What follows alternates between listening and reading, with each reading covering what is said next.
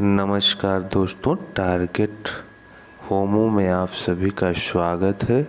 चलिए हम important question देखते हैं जो लगभग सभी ऑल एग्ज़ाम जो कॉम्पिटिटिव होते हैं, वनडे हो जिसमें ऑप्शनल आते हैं, उनमें ये क्वेश्चन ज़रूर ही आते हैं और आएंगे भी आगे।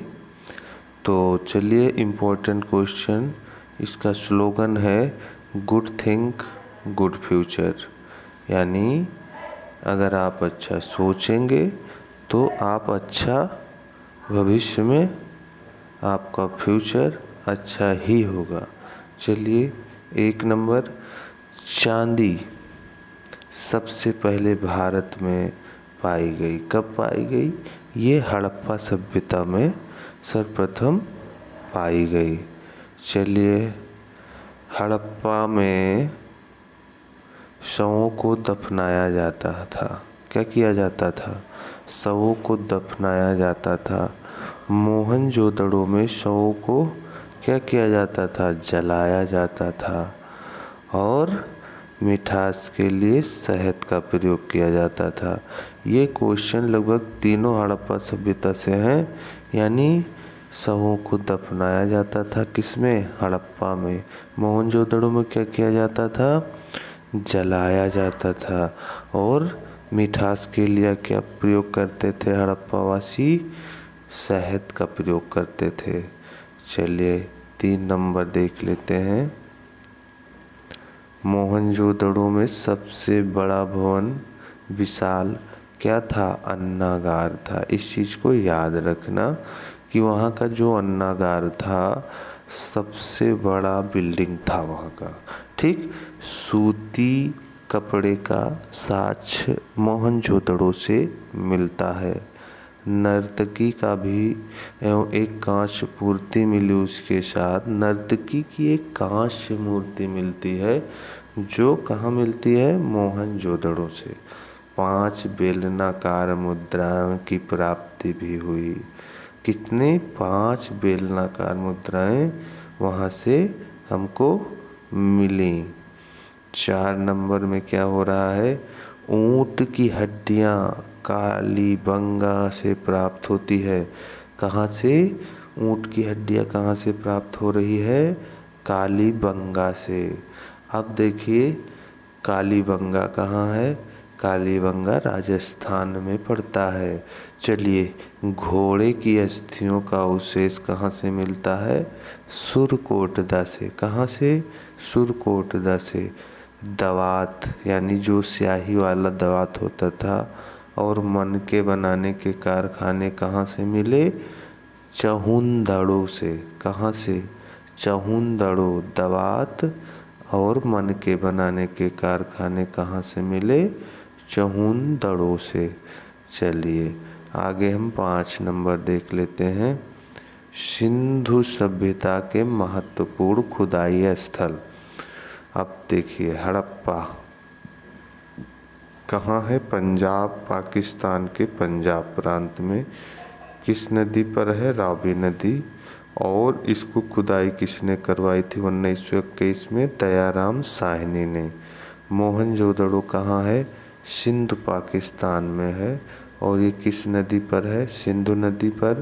किसने खुदाई करवाई? तो ये राखालदास बनर्जी थे। आलमगीरपुर कहाँ है? मेरठ उत्तर प्रदेश में। किस नदी पर? हिंद नदी। और किसने खुदाई करवाई थी? यज्ञदत्त शर्मा ने खुदाई करवाई थी। रोपड़ कहाँ पड़ेगा? आप जानते होंगे। रोपड़ जो है ये पंजाब में पड़ेगा। और ये पंजाब कहाँ है? किस नदी पर? रोपड़ सतलज नदी पर। और इसको खुदाई करवाने वाले बीबी लाल यज्ञदत्त शर्मा, यानी 2 लोग थे, बीबी लाल और यज्ञदत्त शर्मा। रंगपुर कहाँ पड़ता है? गुजरात। और ये किस नदी पर है? मादर नदी पर। और इसकी खुदाई रंगपुर की किसने करवाई? माधव स्वरूप वत्स और रंगनाथ राव। कालीबंगा भी हमने बताया कहाँ है? राजस्थान। और ये घग्गर नदी पर स्थित थी। Doctor A Ghosh doctor A Ghosh ने इसकी खुदाई उत्खनन करता है। चलिए, लोथल कहाँ है? गुजरात। लगभग सभी लोगों को पता होगा। और ये किस नदी पर है? भोगवा नदी पर। और खुदाई करवाने वाले का नाम, उत्खनन करता SR राव और माधव स्वरूप वत्स थे। चलिए हम नेक्स्ट क्वेश्चन पर चलते हैं। वैदिक सभ्यता का काल 1500 ईस्वी पूर्व से 600 ईस्वी पूर्व तक माना जाता है। क्या माना जाता है? वैदिक सभ्यता का काल 1500 ईस्वी पूर्व से 600 ईस्वी पूर्व तक माना जाता है। चलिए 7 नंबर, ऋग वैदिक काल 1500 से 1000 ईस्वी पूर्व माना जाता है। क्या माना जाता है?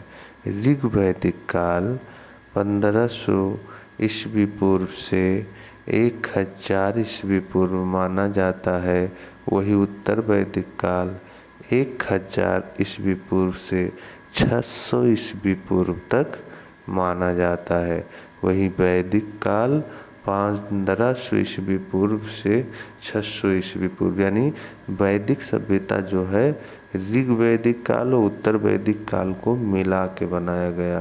तो 1500 से 600 ईस्वी पूर्व तक वैदिक सभ्यता, उसमें से ऋग वैदिक काल जो है वो 1500 से 1000 और उत्तर वैदिक काल 1000 से 600 का काल था।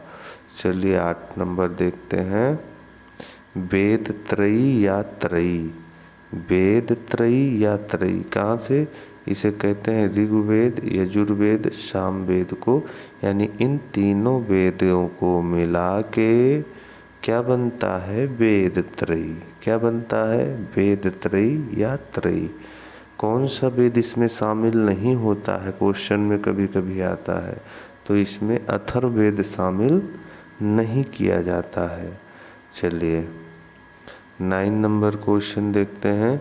आरंभिक वैदिक काल में वर्ण व्यवस्था व्यवसाय पर आधारित थे। जब आरंभिक वैदिक काल शुरू हुआ तो उस समय जो हमारी वर्ण व्यवस्था थी वो व्यवसाय पर आधारित थी। आर्य शब्द का अर्थ श्रेष्ठ होता है। क्या होता है? क्वेश्चन पूछा जाता है कि आर्य शब्द का अर्थ क्या होता है? तो उसमें कुलीन, श्रेष्ठ सारे कुछ लिखे होते हैं, तो कुलीन श्रेष्ठ होता है। चलिए ऋग वैदिक कालीन नदियाँ देख लेते हैं। क्या नदियाँ? तो ये ऋग वैदिक कालीन नदियाँ हैं, प्राचीन नाम और आधुनिक नाम। तो सिंधु को क्या कहते हैं? सिंध। सिंधु को क्या कहते हैं? सिंधु को कहेंगे सिंध। कुर्मु को कहेंगे कुर्रम और कुंभा को कहते हैं काबुल। वितस्ता को कहते हैं झेलम। अश्किनी को चिनाब। सुबस्तु को स्वात। ठीक, चलिए आगे देखते हैं। सुबस्तु को क्या बोले? स्वात। गोमती को गोमल। परुशड़ी को रावी। शतद्रु को सतलज। सदानीरा को गंडक। क्या कहते हैं? सदानीरा गंडक, शतद्रु सतलज, परुशड़ी परुशड़ी, गोमती गोमल, सुबस्तु स्वात, अश्किनी चिनाब। बस आज के लिए सदानीरा बहुत ज़्यादा आता है, गंडक बोला जाता है इस नदी को, गोमती को गोमल। अब चलो आगे देख लेते हैं। विपाशा को क्या कहते हैं? व्यास। आज का नाम व्यास है, पहले कहते थे विपाशा। नदी है ये। दृश्यधती को क्या कहते थे? कहते हैं आज घग्घर। दृश्यधती को कहते हैं आज हम घग्घर। चलिए गुड थिंक गुड फ्यूचर, अच्छा सोचो अच्छा होगा। मुश्किल नहीं है कुछ भी अगर ठान लीजिए, बस एक बार मेरा कहा मान लीजिए। बस हाँ, पढ़ो मेहनत करके, मुश्किल कुछ भी नहीं है इस संसार में, सब कुछ संभव है और आपका सिलेक्शन भी संभव है। बस मेहनत करके याद करते रहें, रिवीजन मारते रहें, एग्ज़ाम आएगा, सिलेक्शन खुद ब खुद हो जाएगा, आपको नहीं पता चल पाएगा और आप खुश होकर अपने घर चले जाएंगे और मौज मस्ती करेंगे। जय हिंद, जय भारत।